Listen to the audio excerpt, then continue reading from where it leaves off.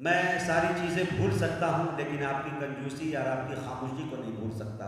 طبیعت تو یہ چاہ رہی ہے کہ اتنے خاموش اس وقت آپ دکھ رہے ہیں کہ قاضی صاحب کو بلواؤں اور کہہ دوں کہ نماز جنازہ کی نیت کے لیے اکٹھا پڑھا دیجیے۔ یہ لوگ ہل ڈول نہیں رہے، لگ نہیں رہا کہ ہندوستان میں، لگ رہا قبرستان میں۔ جب قبرستان میں ہے تو سورہ فاتحہ ہم لوگوں کو پڑھ دینی چاہیے، لیکن تھوڑا سا بول کے سنے تو اچھا لگے گا۔ 4 مصرے کر کے 2 قطع پڑھتا ہوں اور قاضی صاحب کو آپ کے حوالے کرتا ہوں۔ دیکھتا ہوں آپ کے ضمیر کو جھنجھوڑنے کی کوشش کر رہا ہوں، ہو سکے تو تھوڑا بیدار ہو جائے گا۔ اگر جب پورا مجمع کھڑا ہوا ہے، اگر بیٹھ جاتے تو بہت اچھا ہوتا میرے دوستوں۔ شعر دیکھیں مولانا عبدالرحمان صاحب، شعر سنیے گا کہ یہ جو پھیلی ہوئی خدائی ہے۔ حضرت قاضی صاحب آپ کی توجہ چاہتا ہوں، تابش ریحان صاحب آپ کی توجہ چاہتا ہوں۔ تابش بھائی موبائل پہ لگے ہوئے ہیں، میں گزارش کر رہا ہوں میری بھابھی کو سلام کہہ دیجیے گا، انشاءاللہ 2-4 دن کے بعد ہم لوگ پہنچیں گے۔ ہاں شعر دیکھیں میرے دوستو، یہ جو پھیلی ہوئی خدائی ہے، یہ جو پھیلی ہوئی خدائی ہے، اس کی بنیاد ایک چٹائی ہے۔ بولیے سبحان اللہ۔ یہ جو پھیلی ہوئی خدائی ہے، اس کی بنیاد ایک چٹائی ہے۔ کیسی اتراتی پھر رہی ہے ہوا، کیسی اتراتی پھر رہی ہے ہوا، ان کی چوکھٹ کو چھو کے آئی ہے، ان کی چوکھٹ کو چھو کے آئی ہے۔ 4 مصرے سنیے گا، یہ ہمارے علماء دیوبند کا ایک مشن اور ایک تحریک۔ میں یہ 4 مصرے میں پڑھنا چاہتا ہوں حالات ہندوستان کے، اور یہ شعر دیکھیے گا میرے دوستو کہ میدان کربلا میں شہادت کے جام کا، میدان کربلا میں شہادت کے جام کا، اسلام کا پرچم ہے نبی کے غلام کا۔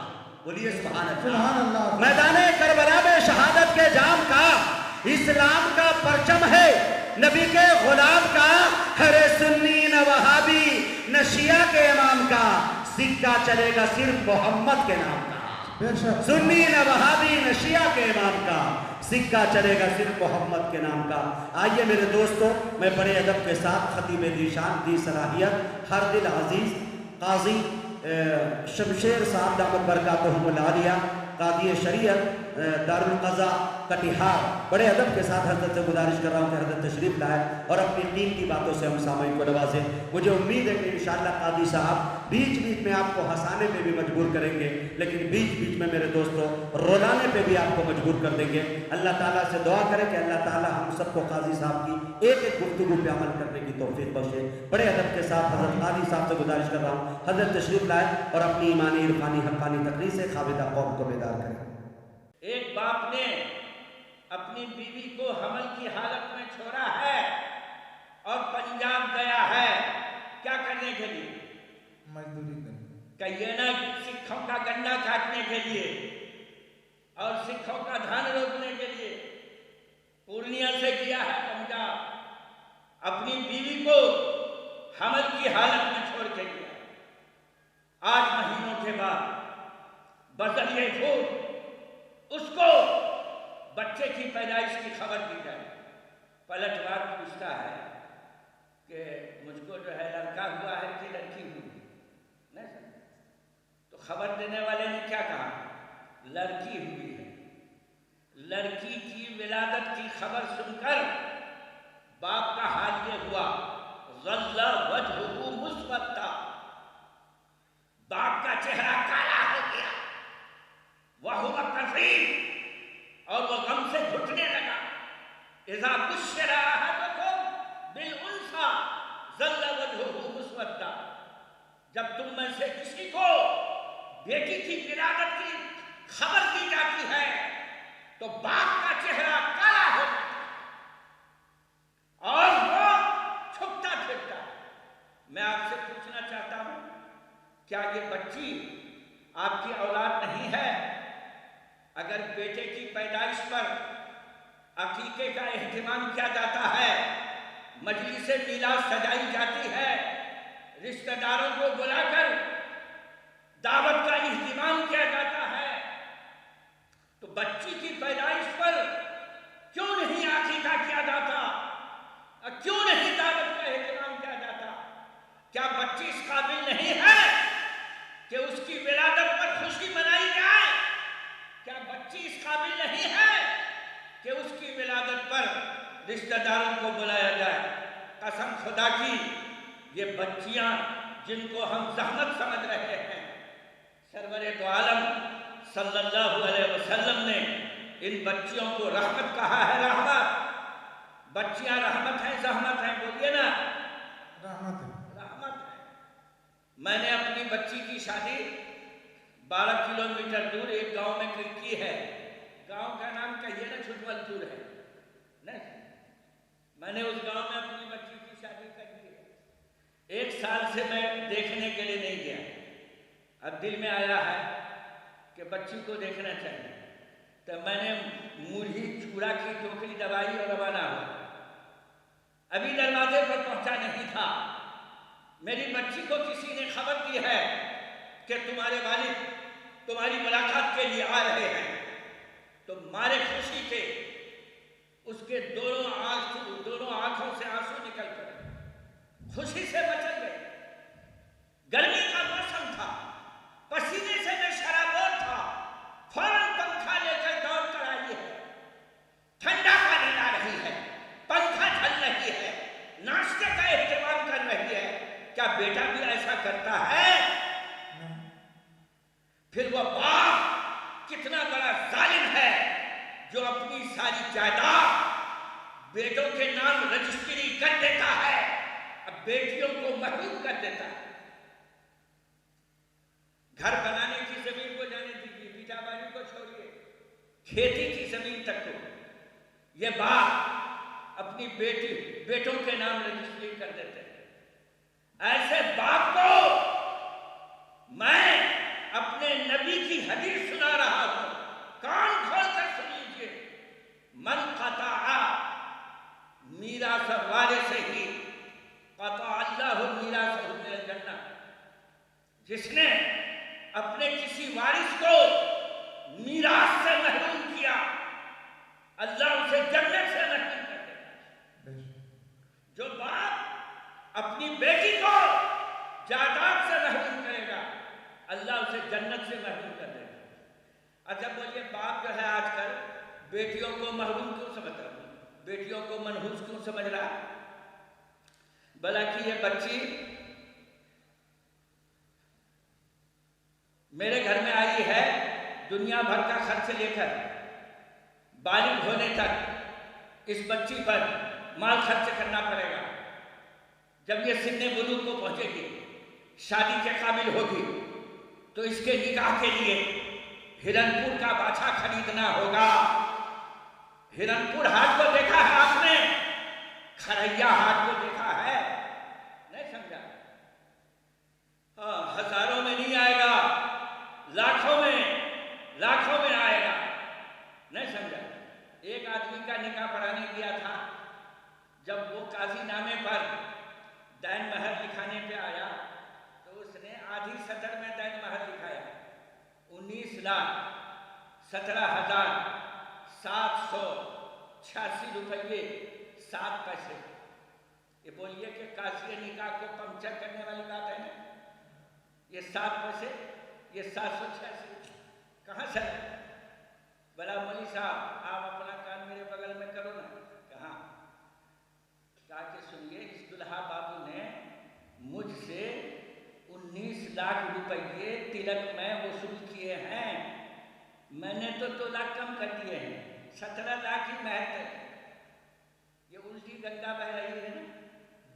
شریعت نے مہر واجب کیا ہے شوہر پر یا بیٹی کے باپ پر، اور یہاں الٹی گنگا بہائی جا رہی ہے. بیٹی کے باپ پر تلک تو واجب کر دیا گیا ہے. ایک بچی کے 4 رشتے رد ہو گئے محض اس لیے کہ اس کے باپ کے اندر سامان جہیز کو دینے کی طاقت نہیں. 4تھا رشتہ رتوا میں لگا تھا، مالدہ ضلع کا مشہور قصبہ ہے رتوا، وہاں طے ہوا. شادی کارڈ تقسیم ہو گئی، بچی پر نام آئیے کی شادی کارڈ تقسیم ہو گئی، بارات آنے والی ہے. لڑکی کے والد صاحب خوشی خوشی شادی کے انتظام میں مصروف ہیں کہ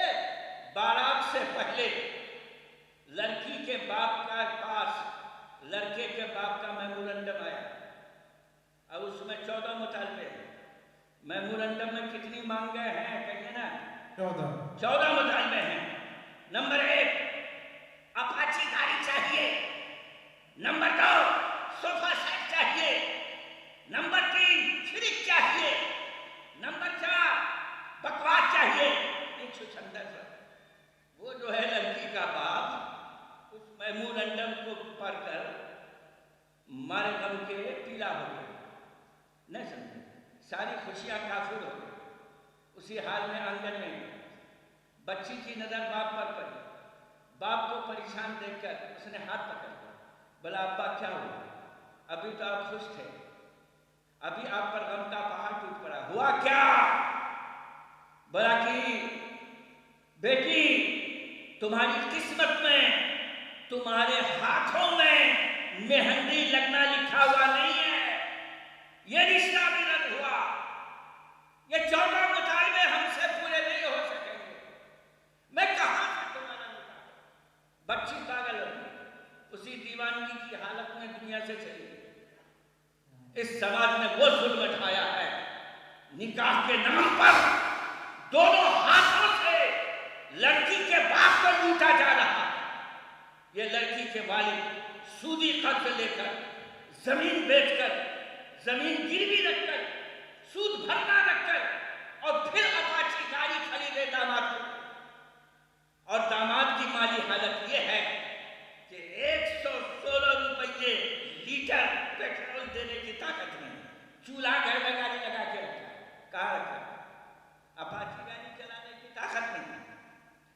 और अपने किबला मोहतरम को रुलाकर उसकी जमीन बिछवा कर जमीन खरीद, गाड़ी खरीदवाई। अरे तुम्हारे हाथ टूट गए, तुम्हारे पांव शन हो गए, क्या तुम्हारे अंदर ताकत नहीं है? दूसरे की दौलत पर हवस की निगाह रखते हो, दूसरे की दौलत पर तमा की नजर रखते हो। अगर तुमको भी अल्लाह 4 बेटियां दे दे और 4 दामाद तुमसे भी अपाची गाड़ी मांगने लगे, 4 चक्के मांगने लगे, तुम अपनी लड़कियों की शादी कैसे कराओ? क्या रेल की पटरियों में कटवा दोगे? क्या आग में जला दोगे? हराम है मांग कर दहेज लेना, हराम है तिलक लेना, तिलक रिश्वत है, घूस है। और जिस निकाह की बुनियाद लालच पर होगी, जिस निकाह की बुनियाद तमा पर होगी, जब तक लालच पूरा होता रहेगा मोहब्बत कायम रहेगा, लालच खत्म होगा और निकाह में टूट फूट शुरू हो जाएगा। अल्लाह हमारी हिफाजत करे। आमीन। अच्छा एक बात सुनिए, आप लोग थक गए क्या? कोई छिपियान में बैठा है, कोई कुली पारा में बैठा है, बीच में शैतान की जगह छोड़ दिया है, ये क्या हुआ? ये करीब करीब आके बैठे ना, रोज रोज जलसा थोड़ी होगा, 2-4 घंटों के बाद सब मौलवी भाग जाएंगे। आइए इधर आइए, ये बुढ़ापे की लाठी है ना, जी बुढ़ापे का सहारा है ना। ये औलाद बुढ़ापे का सहारा कब बनेगी? जब औलाद को हम सही तालीम और सही तरबियत देकर एक अच्छा इंसान बनाएंगे। ये औलाद हमारे लिए, ये औलाद हमारे लिए बुढ़ापे का सहारा बनेगी, बुढ़ापे की लाठी बनेगी। नहीं समझा? हमारी नौजवान नई नस्ल को देखिए, जिस किसी को देखिए उसके हाथ में किताब कलम न देखिए, उसके हाथ में क्या देखिए? कहिए ना मोबाइल देखिए। क्या देखिए? मोबाइल देखिए, स्मार्ट मोबाइल देखिए। और आपने भी 77 मोबाइल लगा रखे हैं, नहीं समझा? और आपने मीडिया की दुनिया सजा रखी है। ये जो है 9 साल का लड़का है, 9000 का मोबाइल लेके घूम रहा है। मोबाइल का क्या काम? मोबाइल में उसने बुलू फिल्में, गंदे गाने, हयासोद मनाजिर भर रखे हैं। उसकी ये अंगुली किताब पर नहीं चलती, उसकी ये अंगुली मोबाइल की स्क्रीन पर चलती। 26, 25, 24, 23, 24, 25। आजकल की माओ को देखा है मैंने, जब बच्चे रोते हैं ना तो कान के पास मोबाइल لگا دیتی ہے اور گانا شروع کر دیتے ہیں۔ اب بچہ بھی گانے لگتا ہے۔ اب آپ بتائیے، جس بچے کو میں نے بچپن ہی سے موبائل کا عادی بنا دیا، جس بچے کو میں نے بچپن سے گانا سنوایا، گندی تصویریں دکھائی، گندے گانے سنائے، ان کا ذہن گندا ہوگا یا اچھا ہوگا؟ گندا۔ اگر وہ بچہ آوارہ بن جاتا ہے، اگر وہ بچہ جوانی کی دہلیز کو چھلانگ جاتا ہے، اگر وہ بچہ کسی کی لڑکی کو لے کر فرار ہو جاتا ہے، اس میں رونے کی کیا بات ہے؟ 2 بہنیں 2 بوتل پانی لے کے آئی، کیا مولوی صاحب پھونک مار دو، بیماری بتاؤ۔ کہا بیماری یہ ہے کہ میرا 17 سال کا لونڈا 13 سال کی لونڈیا کو لے کر فرار ہو گیا، اور بچی کے باپ نے میرے اوپر مقدمہ ٹھوک دیا ہے، داروغہ بابو کی نظر میرے جیب پر۔ میرے دوستو، مولوی کی پھونک میں ایسی کوئی طاقت ہے کہ اس کے اس گمراہ بیٹے کو ٹھیک کر دے، اس آوارہ بچے کو درست کر دے؟ مولوی کی پھونک میں ایسی کوئی طاقت ہے؟ میری بہن نے اس بچے کی تربیت اور تعلیم پر توجہ نہیں دی۔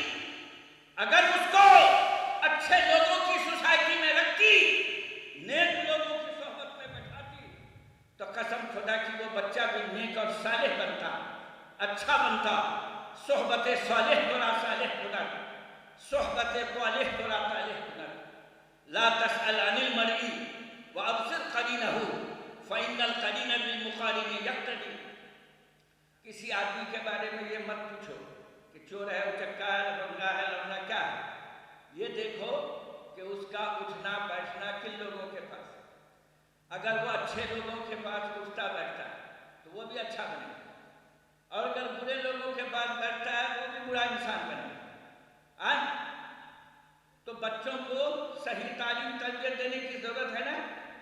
جی۔ اب یہ دیکھیے، ایک حجام کی دکان پر گیا اور اس کی دکان پر قد آدم کیلنڈر لٹکا ہوا دیکھا، اس میں بال کی 350 قسمیں درج ہیں۔ اگر کوئی لونڈا وہاں جاتا ہے بال کٹوانے کے لیے تو نائی اس سے پوچھتا ہے کہ تم کس کٹنگ کا بال بنواؤ گے؟ تو یہ شیطان کیا کہتا ہے معلوم؟ مرغا کٹنگ، بندر کٹنگ، چھچھندر کٹنگ۔ نہیں، اگر آپ شکل و صورت دیکھیں گے تو آپ کو لگے گا کہ یہ انسان کی شکل میں بندر جا رہا ہے۔ چاروں طرف کے بال اس نے کاٹ لیے، اب بیچ میں مرغے کی چونچ چھوڑ دیا اور ٹھمک ٹھمک کر چل رہا ہے۔ وہ سمجھتا ہے کہ میں خوبصورت بن گیا ہوں، اور لوگ اس کو 1 نمبر کا گدھا سمجھتے ہیں۔ 350 قسمیں بالوں کی لٹکا رکھی، ان میں سے ایک قسم ہے مرغا کٹنگ۔ مرغا کٹنگ کی تعریف آپ خود جانتے ہیں، چاروں طرف سے بال اس نے کٹوائے، اب بیچ میں مرغے کی چونچ چھوڑ دی، نہیں سمجھے؟ اور یہ دیکھیے پاجامہ جو اس نے پہنا ہے، یہ اس قدر چست ہے کہ اگر کسی محفل میں جانا ہوگا نا تو سب لوگ کرسی پر بیٹھ کر آرام کریں گے، یہ چھچھندر کھڑا کا کھڑا ہے، بیٹھ کر وہ پیشاب بھی نہیں کر سکتا، کھڑا کھڑا پائپ کھولتا ہے اور 1 بیگھا پانی ڈال کے روانہ ہو جاتا ہے۔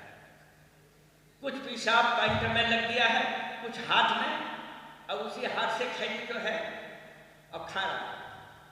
جانور ہے نہیں، پیشاب سے بھی نہیں بچتا۔ پیشاب ناپاک نہیں ہے، پیشاب سے بچنے کی ضرورت ہے۔ کَاسْتَنْزِهُ عَنِ الْبَوْلِ فَإِنَّ عَامَّةَ عَذَابِ الْقَبْرِ مِنْهُ۔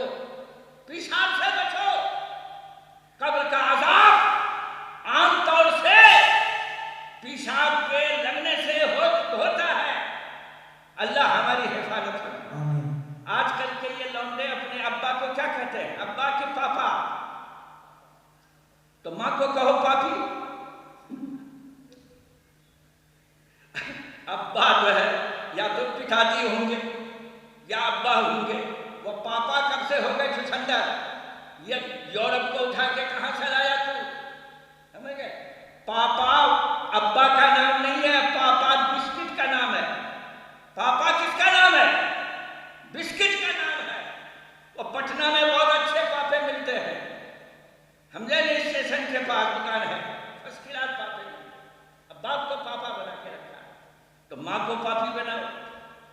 ہم نے ایک شخص کا نام کیا تھا معلوم ہے؟ عبد الغفار، اس کو بگاڑ کے بنا دیا پنچوت کا غفار، اس لیے کہ چوتر پر گوشت نہیں۔ ایک شخص کا نام ہے عبد الغفور، اب بگاڑ کے بنایا غفوروا۔ عبد الرحمن کو بنا دیا رحمنوا، نہیں سمجھا؟ ایک آدمی کا نام عبد المجید، اب بگاڑ کے بنایا اس کو پوپلی مجید، اس لیے کہ دانت سب جھڑ گئے، پوپلا ہو تو نام بنایا اس کا کیا؟ پوپلی مجید۔ کیا کہا؟ جب تمہارے گھر میں بچہ پیدا ہو اور اس کی پیدائش پر 7 دن گزر جائے تو تم 3 کام کرو۔ اقو اولادکم، اپنی اولاد کا عقیقہ کرو۔ اگر نومولود لڑکا ہے تو 2 بکرے ذبح کرو، لڑکی ہے تو 1 بکرا ذبح کرو۔ فلیحسن اسمہ، اور اس کا نام اچھا رکھو، طیب، طاہر، عبداللہ، قاسم، اس قسم کا نام رکھو، گئے رکھو۔ 3 بچے لگاتار مر گئے نا مولانا، اور چوتھے بچے کے بارے میں ماں کو ڈر لگ رہا ہے کہ ملک الموت کہیں اس کو بھی نہ گھسیٹ کر لے، تو چوتھے بچے کو چولہے میں ڈال کر کے نکال کے نام کیا رکھا؟ چولہا، چولہے میں ڈالا، چولہے سے نکال کر نام کیا رکھا اس کا؟ چولہا۔ اتوار کو پیدا ہوا اتمریا، سوموار کو پیدا ہوا سومرا، منگل کو پیدا ہوا منگلا، بدھ کو پیدا ہوا بدھوا، اور اتفاق سے بدھوا بدھو نہ بن کر ہوشیار بن گیا، نہیں سمجھا؟ کہا گیا فلیحسن اسمہ فللہ الاسماء الحسنی، اللہ کے نام بہت خوبصورت اچھے ہیں، تم بھی اپنی اولاد کے اچھے نام رکھو۔ رکھیں گے نا بھائی؟ انشاءاللہ۔ ہاں، ایک فٹوا تو فٹوا نام رکھیں گے۔ بیٹی کا نام کیا رکھا ہے؟ دکھیا، دکھیا کو سکھ ہوگا کہ دکھ ہوگا؟ نام کا اثر پڑتا ہے، اسم کا اثر مسمى پر پڑتا ہے۔ نام اچھا رکھے، ذات اچھی بنے گی۔ دکھیا نام رکھے، رنکی پنکی ٹنکی ڈھنکی، کیا پتا؟ ارے صحابیات کے نام پر نام رکھو اپنے بچوں کو، اچھا نام رکھیں گے نا؟ انشاءاللہ۔ اب میرے دوستو، جن جوانوں نے اس جلسے کو سجایا ہے ان کے لیے دعا کیجیے کہ اللہ تعالیٰ ان کو دین کے کام کرنے کی توفیق عطا فرمائے۔ آمین۔ کہ کیا ماں باپ کی بندگی، ماں باپ کی عبادت تمام عبادتوں سے افضل ہے؟ تو سنیے، ماں باپ کی باتوں پر چلنا، ماں باپ کے حکموں پر چلنا وہ عبادت نہیں کہلاتی ہے، وہ فرما برداری کہلاتی ہے۔ عبادت صرف اور صرف اللہ کے لیے خاص ہے۔ عبادت کے معنی ہے وَهُوَ التَّخَضُّعُ وَالتَّذَلُّلُ عِندَ اللَّهِ تَعَالَىٰ، اللہ کے سامنے انتہائی ذلت کو ظاہر کرنے کا نام عبادت ہے۔ اسی وجہ سے بندہ اپنا سب سے اشرف عظم پیشانی زمین پر رکھتا ہے، زمین پر مٹی پر رکھتا ہے، اپنی پیشانی کو انتہائی ذلت ظاہر کرتا ہے، انتہائی خاکساری۔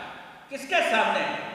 کہیے نا اللہ کے سامنے، اس اللہ کے سامنے جس نے کروڑوں نعمتیں دی ہیں، مجھ کو عدم سے وجود میں لایا ہے، آنکھیں دی ہیں، ناک دی ہے، کان دیے ہیں، صحت دی ہے، جوانی دی ہے، زمین جائیداد بنگلہ کوٹھی لاکھوں کروڑوں نعمتیں دی ہیں، وہی خدا اس قابل ہے کہ اس کی عبادت کی جائے اور اس کے سامنے ماں باپ کی باتوں پر چلنا عبادت نہیں ہے، فرما برداری ہے۔